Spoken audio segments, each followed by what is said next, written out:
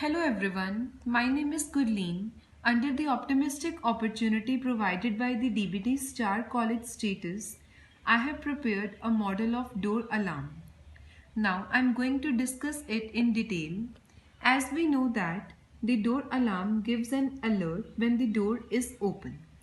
The materials required for the making of door alarm includes the following: one cloth clip, wires, two nails, two batteries, buzzer and soldering material. The various steps include in its preparation include: take a cloth clip and drill hole in it. Inserted the nail in holes. Connect the two batteries with each other. Attach the batteries with clip and another battery with buzzer.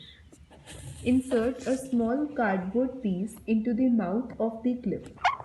And as we know that when the door is open, the cardboard piece will be removed from the mouth of the clip and then the alarm will sound in this way.